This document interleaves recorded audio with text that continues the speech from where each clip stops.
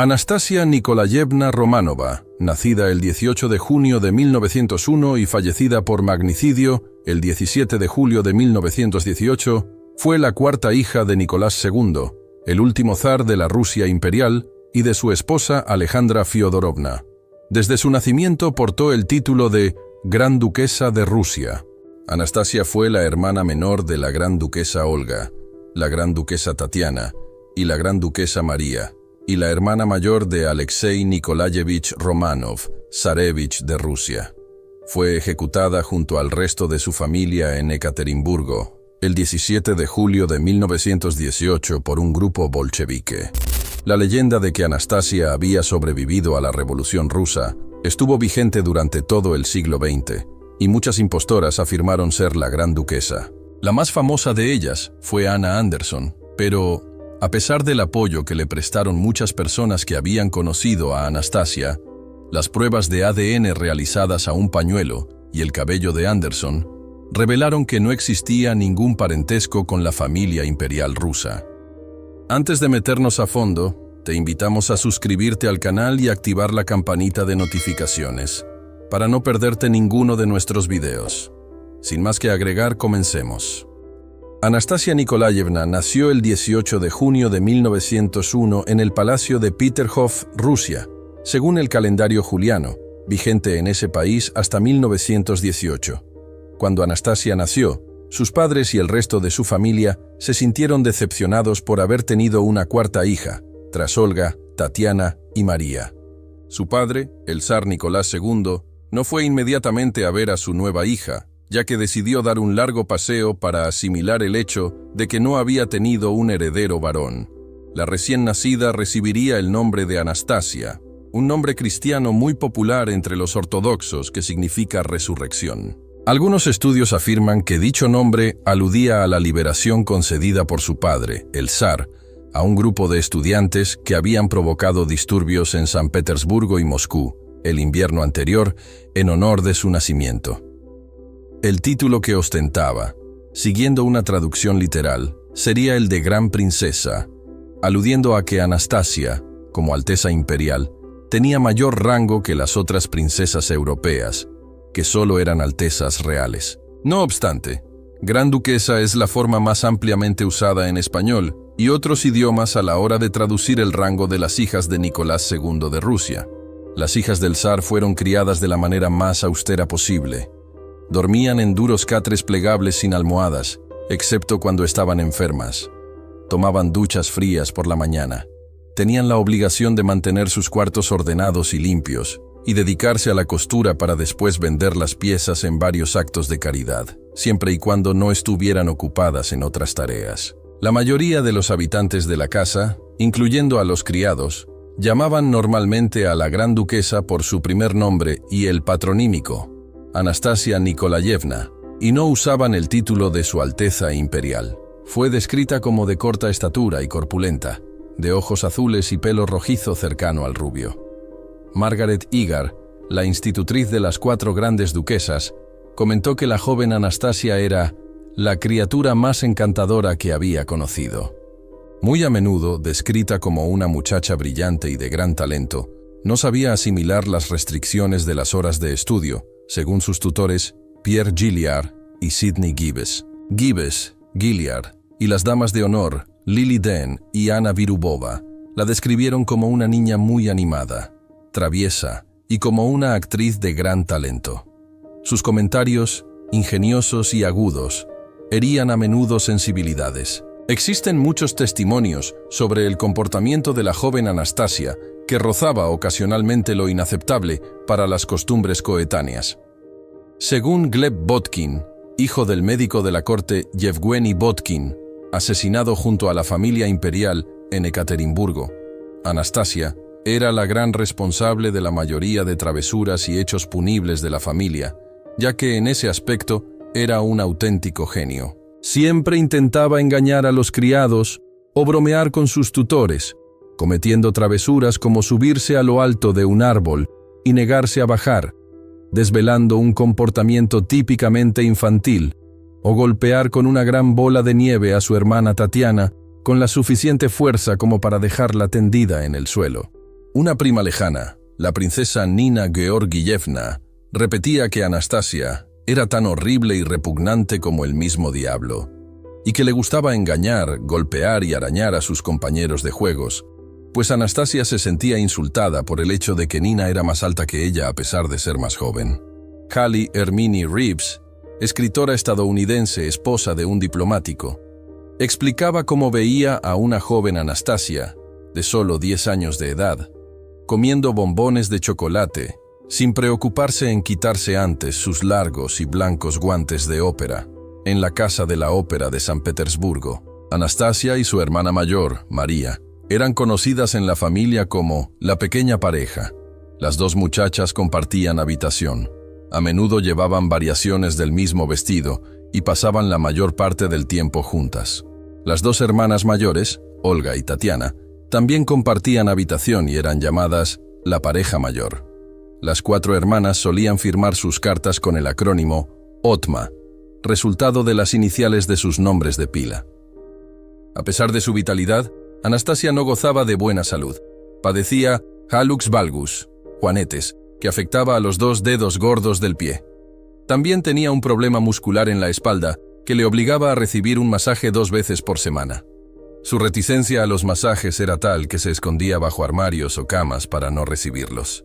La gran duquesa Olga Alexandrovna Romanova, tía paterna de Anastasia, reveló en una entrevista tardía que la hermana mayor de Anastasia, María, sufrió una hemorragia en 1914 mientras era operada de amígdalas. La propia madre, la zarina Alejandra, tuvo que ordenar a un acobardado médico que continuara con la operación. Olga Alexandrovna pensaba que las 4 niñas sangraban más de lo normal y creía que eran portadoras del gen de la hemofilia, transmitido por su madre, y que podía provocarles fuertes hemorragias. Anastasia, como el resto de su familia, adoraba y se preocupaba de su largamente esperado hermano, el zarevich de Rusia Alexis, también llamado Bebé, quien sufría frecuentes ataques de hemofilia que estuvieron cerca de matarlo varias veces. La madre de Anastasia, la zarina Alejandra, confiaba ciegamente en los consejos de Grigori Rasputin, un campesino ruso, con fama de hombre santo, cuyos rezos supuestamente habían aliviado muchas veces los dolores del joven Alexis. Anastasia y sus hermanas fueron criadas para ver a Rasputin como nuestro amigo y confidente. En el otoño de 1907, la tía de las niñas, la gran duquesa Olga Alexandrovna Romanova, fue conducida por el zar a la habitación de los niños para que conociera a Rasputin. La gran duquesa recordaba: Anastasia, sus hermanas y su hermano Alexis llevaban largos camisones blancos. A todos parecía gustarles ese hombre. Se les veía cómodos con su presencia. La complicidad de Rasputin con los niños se hacía patente en muchos de los mensajes que les enviaba. En febrero de 1909, les envió un telegrama donde les aconsejaba amar toda la inmensidad de Dios y de su creación, en especial en esta tierra. La Madre de Dios siempre estaba ocupada cosiendo y recogiendo flores. Sin embargo, una de las doncellas de las niñas, Sofía Ivanovna Tyutcheva, se horrorizó en 1910 sobre el hecho de que se le permitiera a Rasputin entrar en las habitaciones de las muchachas cuando solo llevaban puesto un camisón. El zar Nicolás le pidió al monje que evitara entrar en esas habitaciones en el futuro. Los niños, conscientes de la situación, temieron que las palabras de Tyutcheva hicieran enfadar a su madre.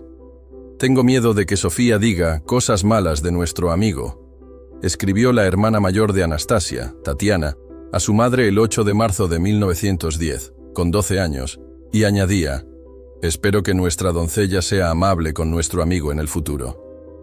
Poco después, la zarina despidió a Tyutcheva. Tyutcheva informaba de lo que veía al resto de miembros de la familia imperial. Mientras que las visitas de Rasputin a las niñas eran consideradas por el monje como algo completamente inocente, el resto de la familia estaba escandalizada. Tyutcheva le explicó a la hermana de Nicolás, la gran duquesa Ksenia Alexandrovna de Rusia, que Rasputin visitaba a las niñas, hablaba con ellas mientras se preparaban para ir a dormir y las abrazaba y acariciaba. Tyutcheva decía que las niñas habían sido instruidas para no hablar del monje en su presencia, y para ocultar sus visitas a las habitaciones. El 15 de marzo de 1910, Xenia escribía que no podía entender la actitud de Alex, la zarina, y los niños hacia ese siniestro Grigori Rasputin, al que consideraban casi como un santo, cuando no era más que un vulgar joalist. En la primavera de 1910, María Ivanovna Vishniakova, una doncella real, denunció que Rasputin la había violado. Vishniakova dijo que la zarina se negó a creerle y que insistió en que todo lo que Rasputin hace es santo.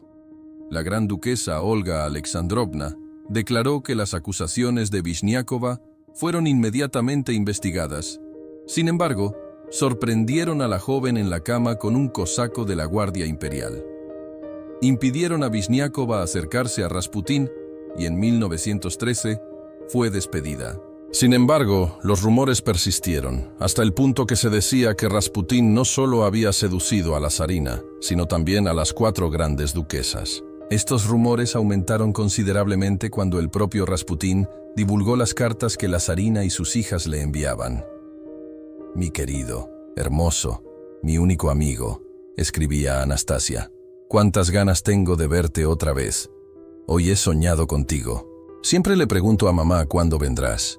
Pienso en ti siempre, cariño, porque eres tan bueno conmigo». A estas revelaciones siguieron la circulación de unos dibujos pornográficos que representaban a Rasputin manteniendo relaciones sexuales con la zarina, sus 4 hijas y Ana Virubova. A raíz del escándalo, el zar, a pesar de la fuerte oposición de su esposa, ordenó a Rasputin que abandonara San Petersburgo por un tiempo, por lo que éste se fue de peregrino a Palestina. A pesar de los rumores, la unión entre la familia imperial y el monje continuó hasta el asesinato de este el 17 de diciembre de 1916.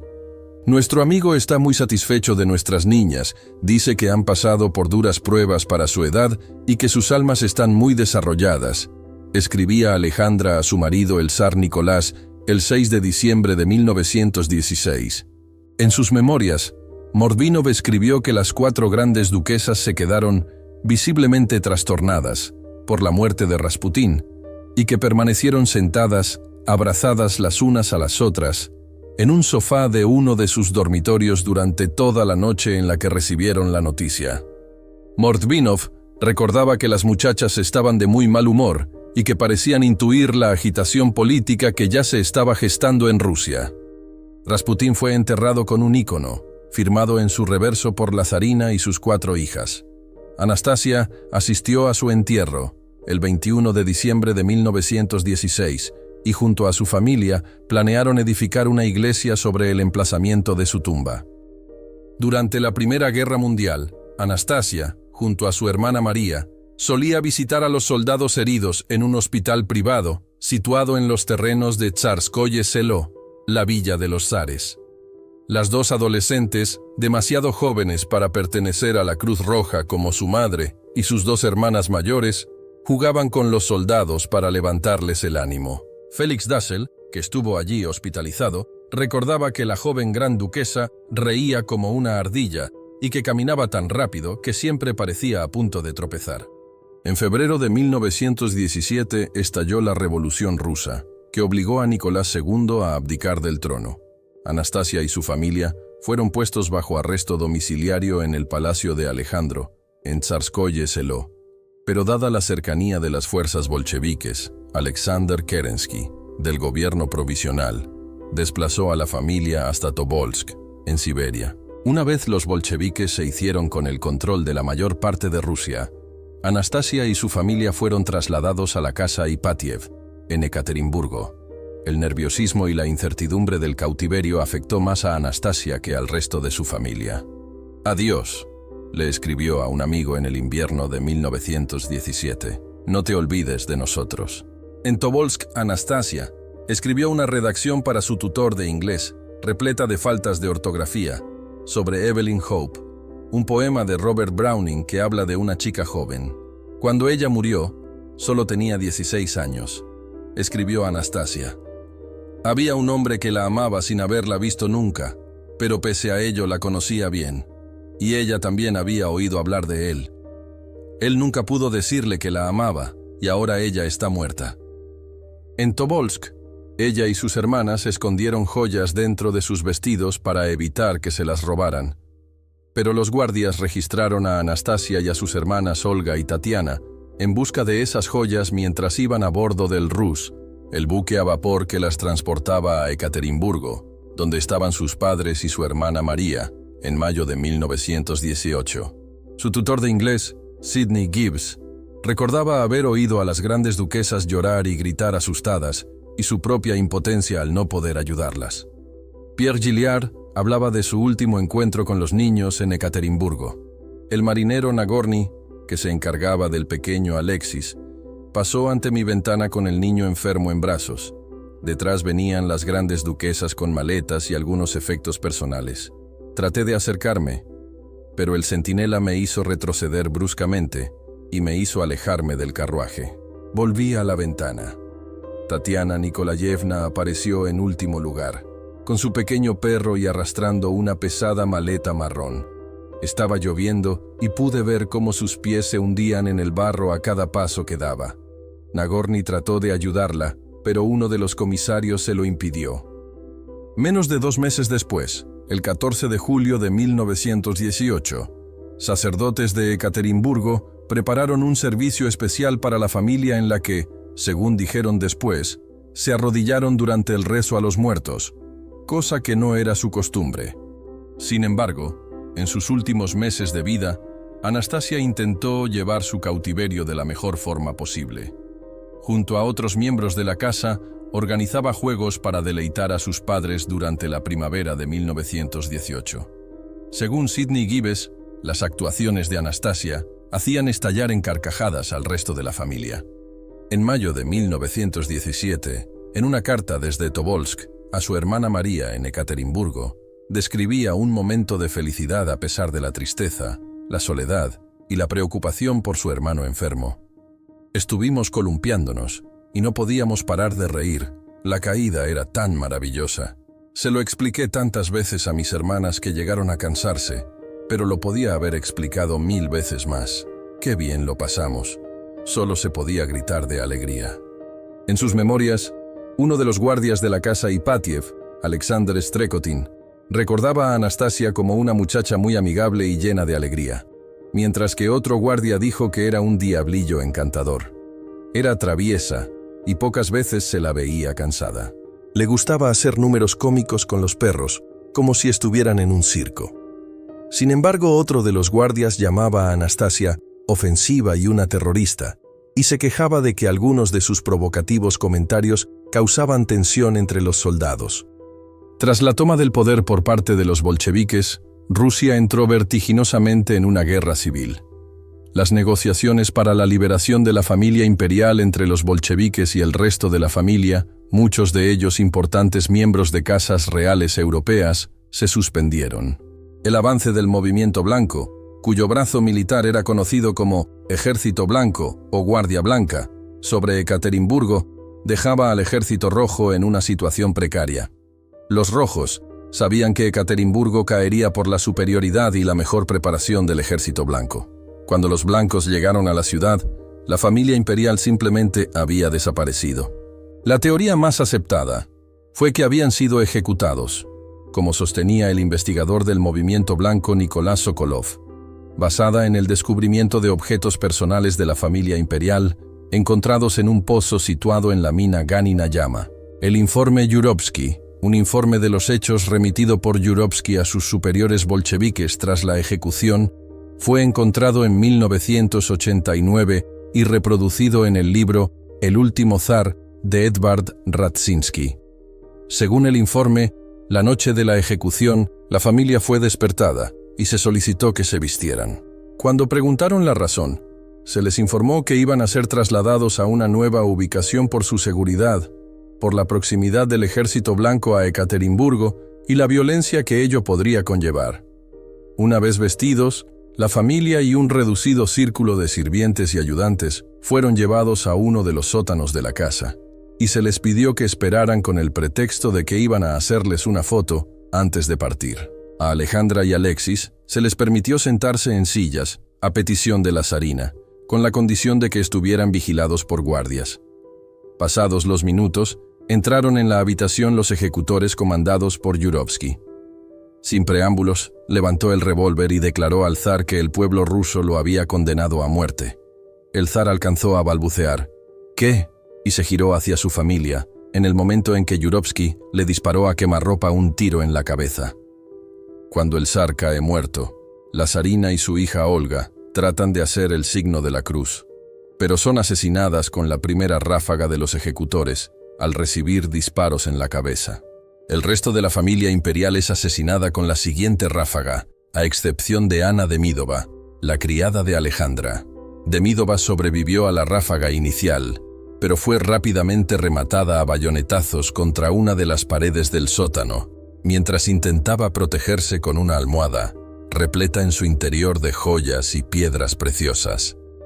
El informe Yurovsky añadía que una vez el humo de los disparos permitió ver el resultado de la ejecución con más claridad, se descubrió que algunas de las balas de los ejecutores se habían quedado incrustadas en los corsés de algunas de las grandes duquesas. Esto se debía a las joyas y piedras preciosas que las muchachas habían cosido dentro de sus ropas, para evitar que sus captores se las quitaran. Involuntariamente les habían servido de armadura contra las balas. Yurovsky escribió que Anastasia y María se acurrucaron contra una pared con las manos en la cabeza, antes de ser alcanzadas por los disparos. Sin embargo, otro guardia, Piotr Yermakov, le explicó a su mujer que Anastasia había sido rematada a bayonetazos. Cuando llevaron los cuerpos fuera, una o más de una de las chicas empezaron a llorar, y fueron rematadas con golpes en la cabeza, según escribió Yurovsky. Después de la ejecución de la familia imperial, se creó un rumor sobre la posible supervivencia y posterior fuga de Anastasia. Anna Anderson, la más famosa pretendiente a ser la gran duquesa, afirmaba que se había hecho pasar por muerta entre los cuerpos de su familia y los criados y que pudo escapar gracias a la ayuda de un guardia compasivo que la rescató al ver que aún estaba viva. Anderson fue una de las al menos 10 mujeres que afirmaban ser Anastasia.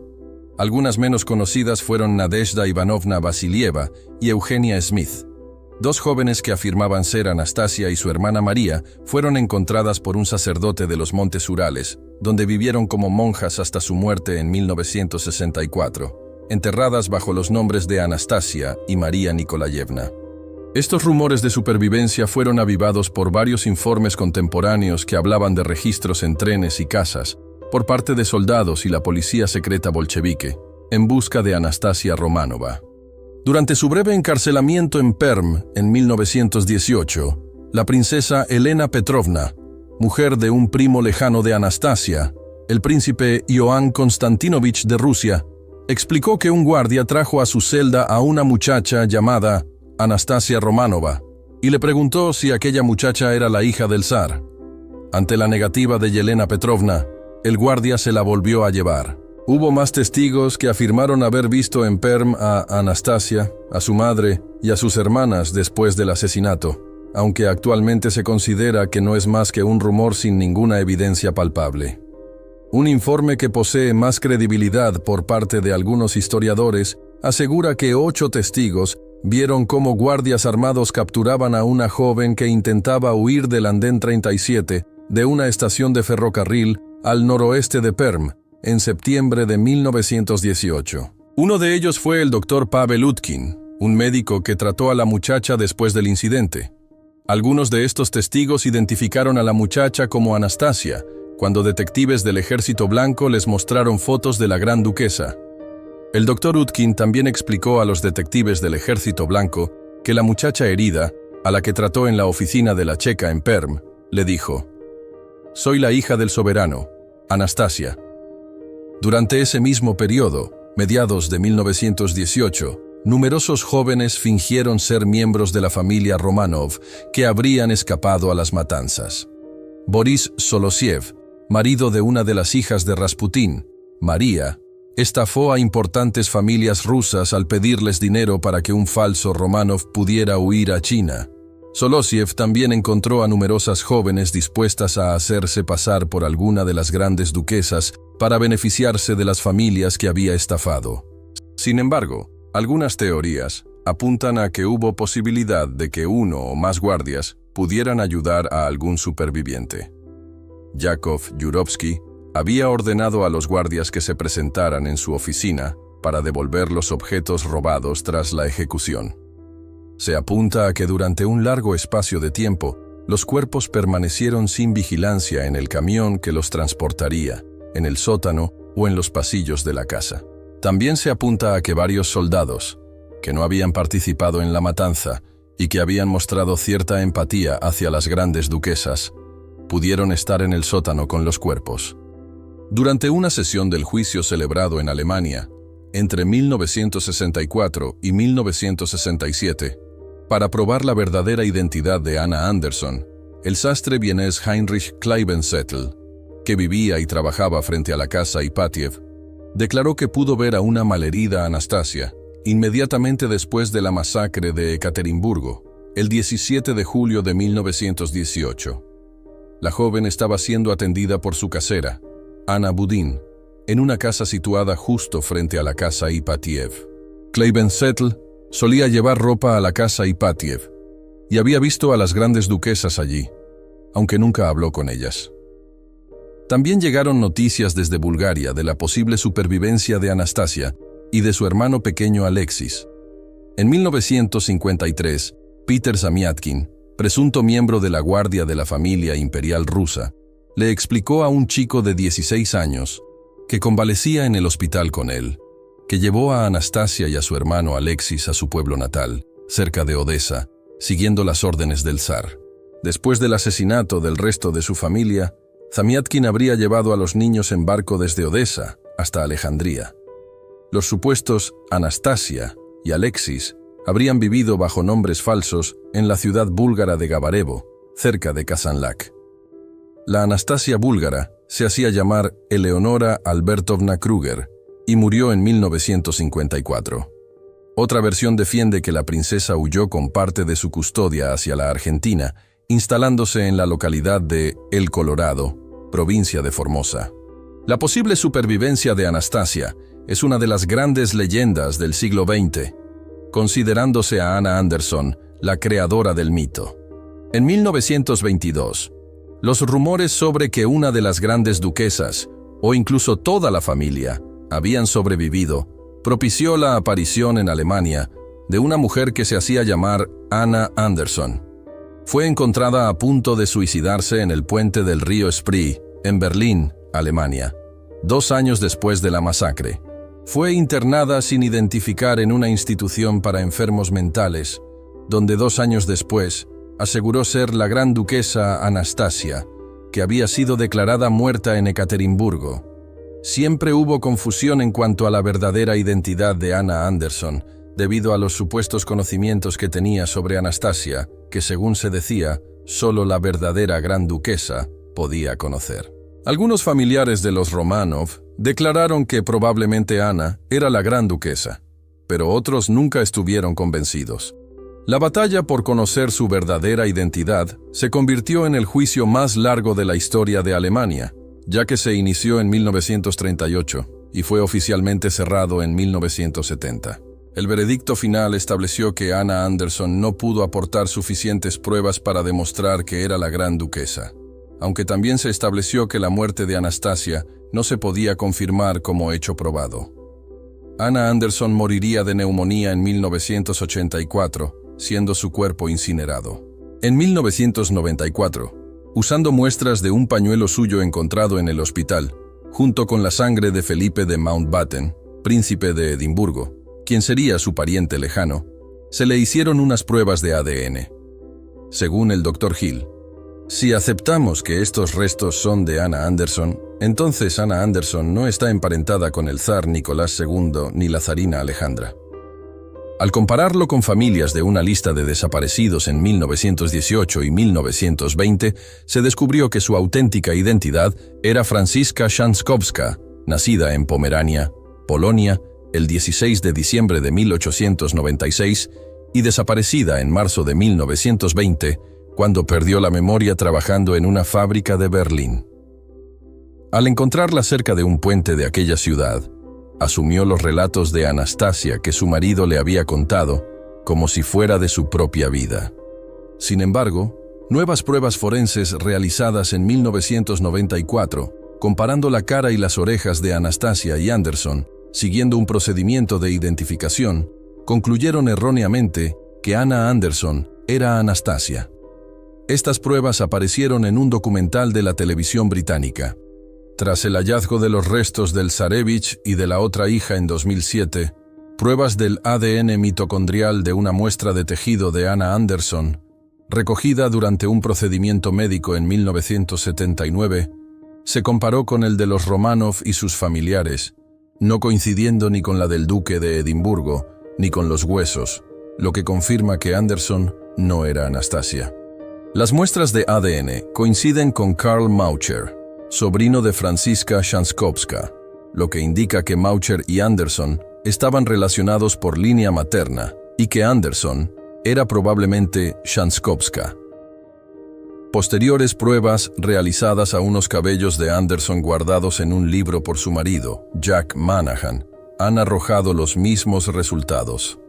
En 1991, los restos de los que se especula que corresponden con los de la familia imperial fueron exhumados de una fosa común, situada en un bosque cercano a Ekaterimburgo.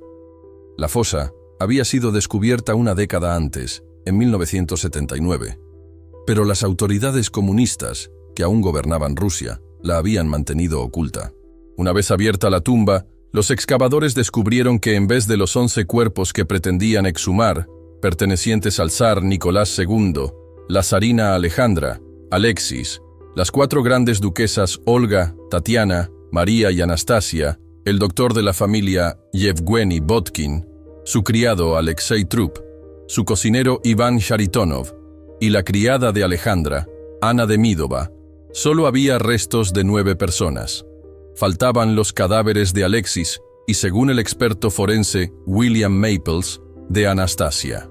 El 23 de agosto de 2007, un arqueólogo ruso anunció el descubrimiento de 2 esqueletos parciales quemados en los restos de una hoguera cercana a Ekaterimburgo, muy parecida al lugar descrito por Yurovsky en sus memorias.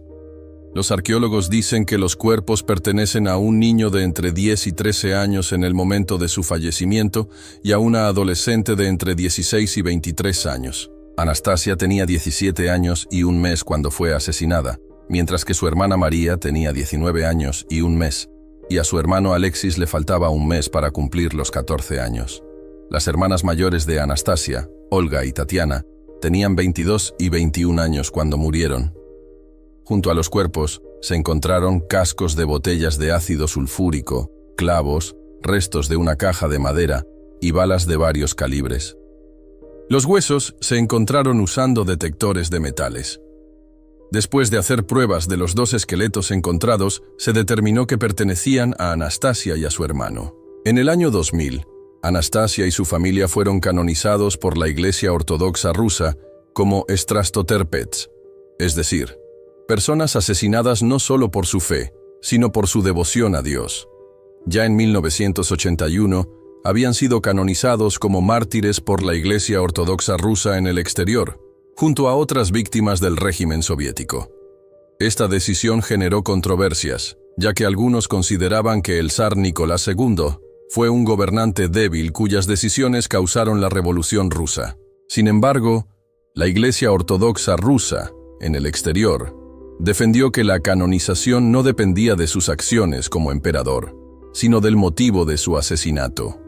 Aún así, dentro de Rusia, la Iglesia Ortodoxa no los reconoce como mártires religiosos, ya que no fueron ejecutados por su fe, y algunos líderes religiosos los ven más como víctimas de su propio mal gobierno que como santos. Finalmente, la Iglesia Ortodoxa rusa canonizó a la familia Romanov como Strastoterpets, personas que murieron con humildad cristiana. Sus defensores señalaron precedentes históricos, como el del Zarevich Dmitri, asesinado en el siglo XVI, y también canonizado bajo esa categoría. Se resaltó la devoción religiosa de Anastasia, así como los últimos momentos de su madre y su hermana Olga, quienes rezaron e intentaron hacer la señal de la cruz antes de morir. Sin embargo, los sirvientes que fueron asesinados junto a la familia no fueron canonizados en el año 2000. Los cuerpos del zar Nicolás II, la zarina Alejandra y 3 de sus hijas fueron finalmente enterrados en la Catedral de San Pedro y San Pablo de San Petersburgo el 17 de julio de 1998, 80 años después de su muerte. Gracias por acompañarnos hasta el final del video. Esperemos que te haya gustado. Si tienes algo que aportar, no dudes en compartirlo con nosotros en la sección de comentarios. Regálanos un me gusta y comparte el enlace con todos tus amigos y familiares para que conozcan más sobre el misterioso caso de la gran duquesa Anastasia Nikolayevna Romanova. Gracias por seguirnos. Y si aún no estás suscrito, te invitamos a hacerlo y activar la campanita de notificaciones, ya que constantemente subimos contenido histórico que te interesará. Nos vemos en el siguiente video.